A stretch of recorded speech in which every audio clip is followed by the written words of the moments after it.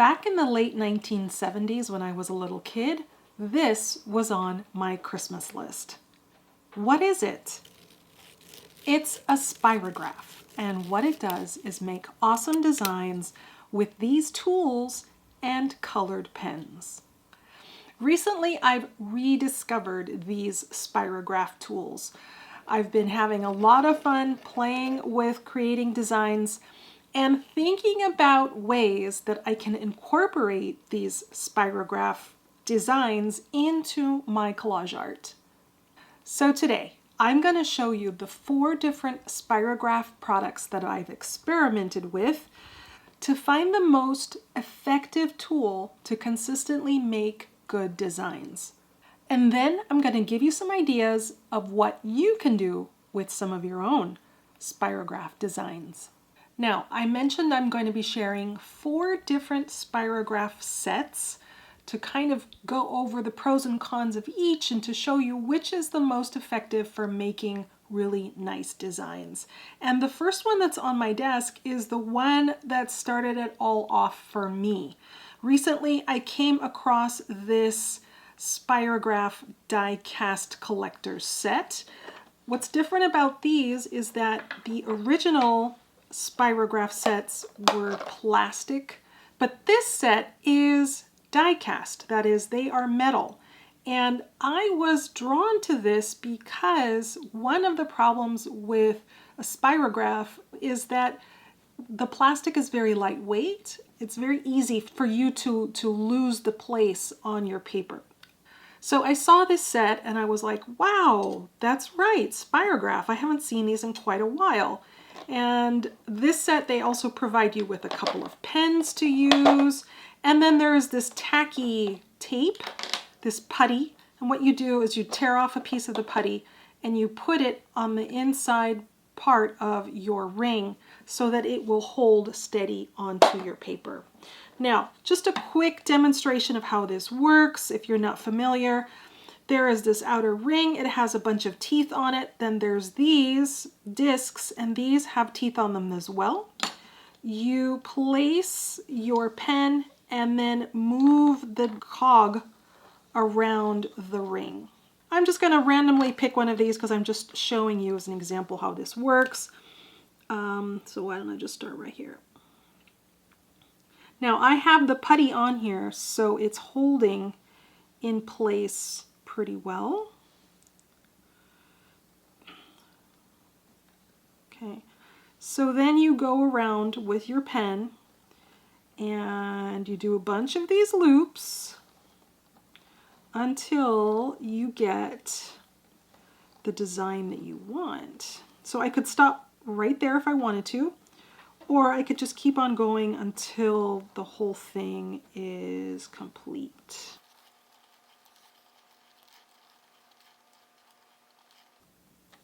There we go. In each one of these holes, there is an assigned number to that. And it can be very useful for you to write down that number so that you have it in the future. So this is, the cog is number 63 and 19. So let's try a little one. Let's try this one and see what happens.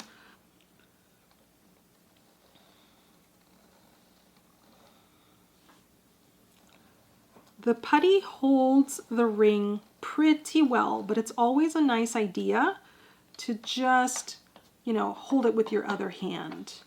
Okay, so this I said was 36 and 5 is the hole on that. Now, if I want to take another one of these and combine the two, I can do that. So I have this other pen. This is a ballpoint pen. Now this is number 56. And I will do 12. 56, 12. Let's see how that works. And I'm going to start right up here. Okay.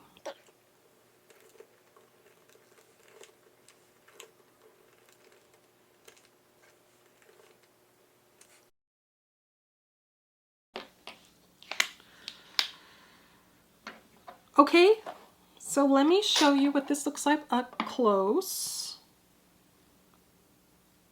There we go. Very nice.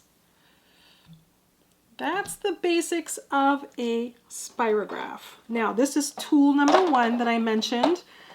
Since I was so concerned with the ring and holding the ring steady, and I didn't know if I really loved the putty, I wanted to try a few different things. So now the next one I tried is this Spirograph Travel. And the reason why I liked this one is because I like the idea that I can hold it in my hand and that I could do it like this, and it seems like it's a nice compromise of being small and that I can also store all the things, all the papers and the pieces in here, right? That idea I really liked.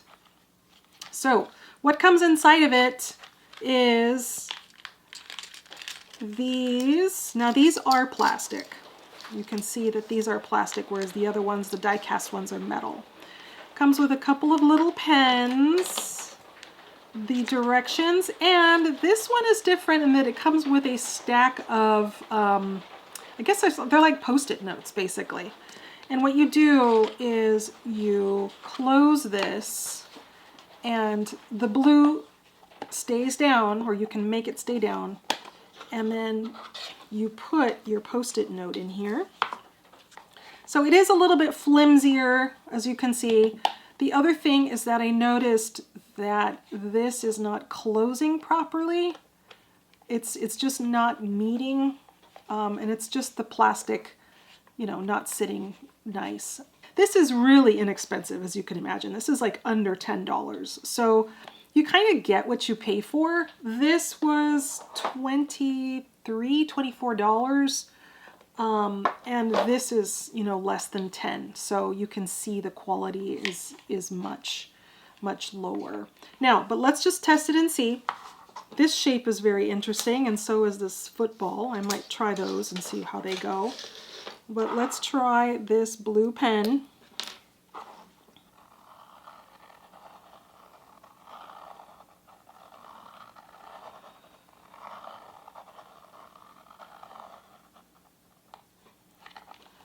Very nice. Okay, let me try that football shape and see how it turns out. This is a little bit more complicated to use this one, but as long as I'm holding it steady, ugh. Sometimes it slips, of course, but that's okay, because in collage I can tear off the pieces that I want, and that is sufficient.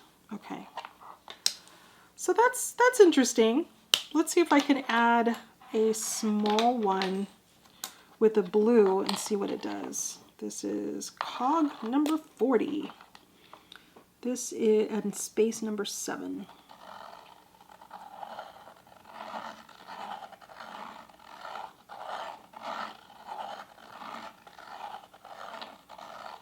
Okay, that's very vivid.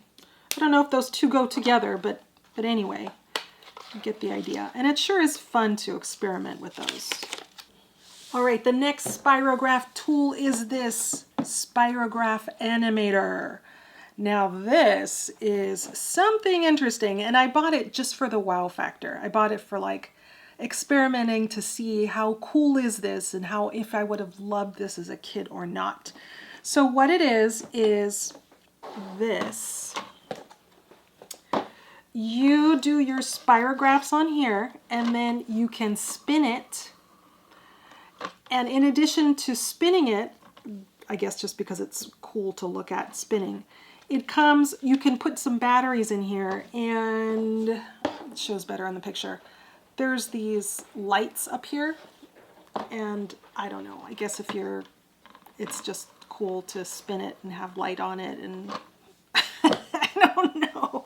I wanted to try it and see. But what I really did like about this is that you can take this off. Here's, you know, the little, the spinner part. But you can do the spirograph on its own like this. Now, it's plastic, and so it is smooth. You have to hold it tight with your hand.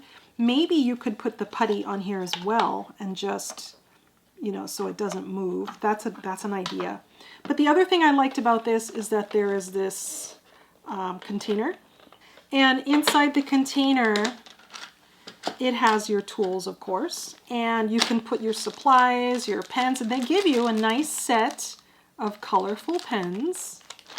And then you can take your sticky and place it in here. These ones are a little bit nicer. So we put this down like this. And the plastic meets a little bit nicer with the plate underneath, so there is no worry that your wheel is going to slide underneath.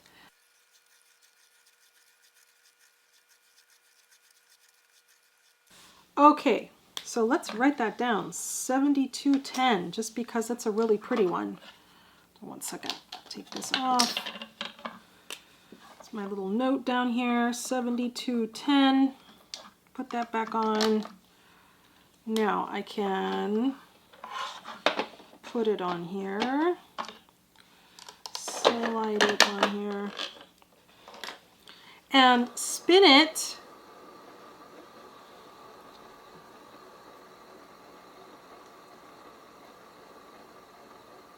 That's pretty cool, right?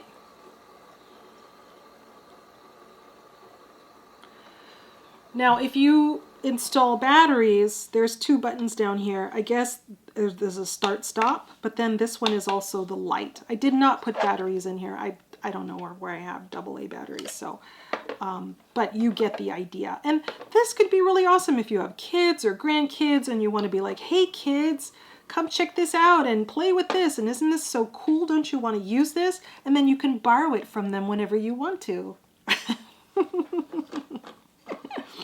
So that's what this one is all about. Now the last one I want to show you is this one, and I think I threw away the box, so I just have this right here. I saw this Spirograph Junior version and I thought, you know what, maybe this is an awesome thing. Maybe it's a great tool for littler kids to use, because there's this built-in like this. You could put your page on here, and the frame is fixed onto something more stable so that they can use their wheels and it'll be much easier to use. So let me show you what it looks like. So it comes with a pad of paper and pens, and then there's these wheels and cogs, and this can fit here, and then you can do round ones, or you can do around the whole thing. So let's start with a couple of examples. Let's take this and take this. Oh, paper.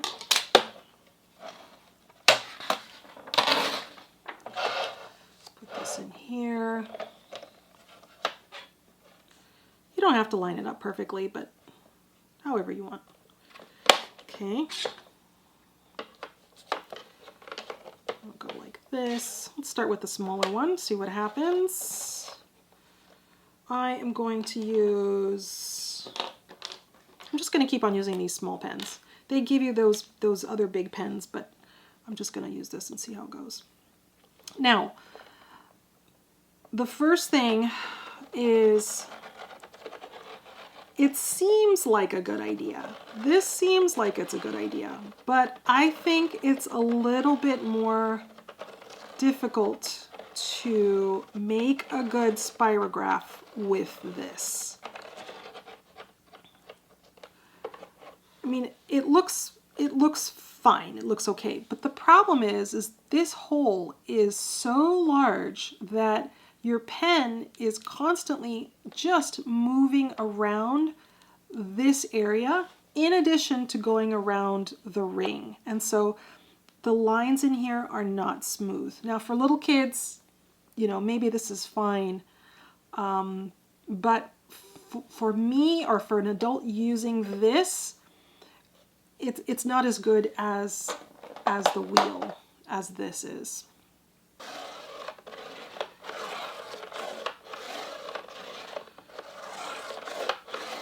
So I don't find this precise, and I don't like it. And I think little kids would get frustrated with this more than if they have this, for example. The teeth in here are very tight. And when you have a cog in here, it moves pretty smoothly. But since these teeth are so wide, it is literally one by one that you have to push it around. And so I didn't like this one. This one didn't work, especially for little kids. I really do think this one would be better for littler kids. Now, before I get into showing you some little projects that you can do with these designs, I have got some tips that help you get a better performance out of the Spirograph tool. Tip number 1, watch the contact point where your pen is in the disc. What happens if you watch the design as you're drawing it, you're not being intentional with how you are moving your hand. It's so tempting to look at the design that's being created, and then you don't pay attention to the exact movement of the pen and the wheel, and then you might slip up. Focusing on the motion, the movement of your hand, you will have better results. Tip number 2, use light pressure. You can have a really tense hand because you're kind of worried that you might mess up. If you intentionally relax and just have a lighter touch, it will go smoother. Number 3, keep your pen perpendicular, straight up and down rather than at an angle. This also helps that there is an even flow of ink from your pen. Tip 4, go slow. It's really tempting to just whiz around and go fast, but that's where mistakes get made. So slower is better. And lastly, tip number 5 is to write down the number combinations of your disc and the hole position so that you can keep track of what you create and reproduce the same design in the future if you want to. All right, now I want to talk about pens briefly. I want to show you the ones that come in these sets and then show you what I'm using. So in this first set, this comes with 5 Spirograph pens. They are pink, blue, brown, green, and purple. And in this one, the pens that come are blue and red. They work very nicely. The color coverage is really awesome and they are very easy to use. I also have these. The brand is Stadler, and the ballpoint is 1.6 millimeters, which is pretty thick, right? The color that comes out of here is nice. The only thing is that sometimes it takes you have to do a little bit of getting the pen warmed up for the ink to come out. So that's the only minor thing. But also the coverage on this is super nice. Okay. I also have these super fine points. These are 0.5 millimeter Sarasa clip pens. Here's what they look like with the Spirograph. It's very fine. I mean, that's the way it is, and maybe that's not the look that you are looking for, right? But you know, maybe you do want the heavier color, the more solid color. These are definitely more satisfying when you make these. So look and see what you have. Maybe you have is sufficient. If not, you will see what you can buy. All right, so what are we gonna do with all these things, with all these papers? Let's figure out a project that we can use them for. So not too long ago, I did a video where I took a paper bag and folded it down into these pages. this would be the perfect thing, the perfect project to use your Spirograph pieces in. If you found a white paper bag or even these brown craft ones, these are fine as well. But the size of these pages, this is approximately 3.5 inches by 4. So almost 4 inches, right?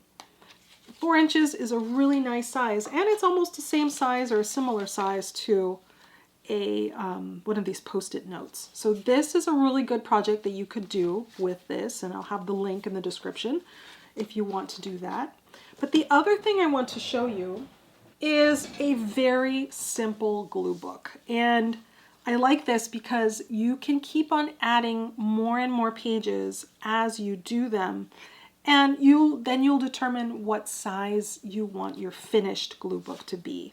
So I started with this, where I just took random pieces of paper and was putting it into this sample, right? A whole bunch of different pages.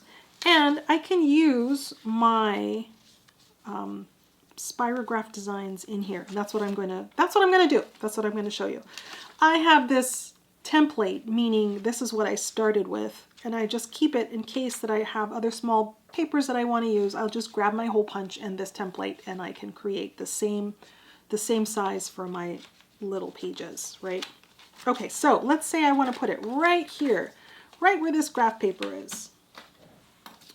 I will take, let's see, which one do I want to use?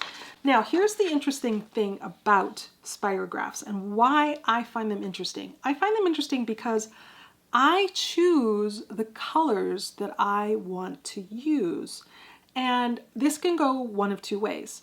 I can start with a color that I want, say red. Say it's the holidays, it's Christmas, I want to make something with collage.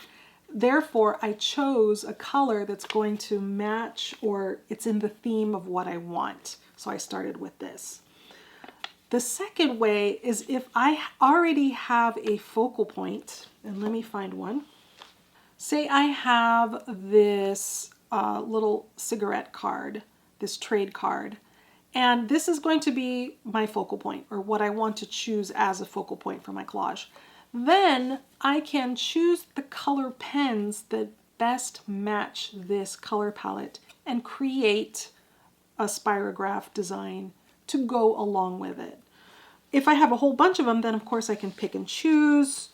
Even this one right here is a good match, and I can use this. That actually might be the perfect one. But for example, I would not use this purple and blue to go along with this. I mean, there's nothing wrong with it, of course you can, right? But it just goes better. Even the red is not quite the right color shade of red, so this one over here works really well. So let me tear it out, or cut it out, whatever you want. I might even keep the numbers so that I could pay attention to, what's there. Okay, so I have this, and I have this, and I have my glue book page, so here it is. Do I want the whole thing? I want the numbers, so maybe I will put the numbers somewhere else. Maybe I'll stick them right down there. And then with this, I don't think I want the whole thing, so I'm going to tear off part of it. Maybe, let's see. What if I go like this, or like this? Okay, possibly. We'll see. Okay, so this and this so far. What else? What other papers can I put in here? Now I can look for one more piece that is going to complement these colors. I've got this.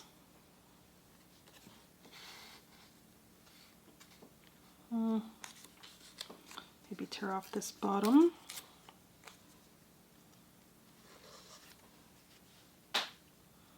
Could be, not sure yet.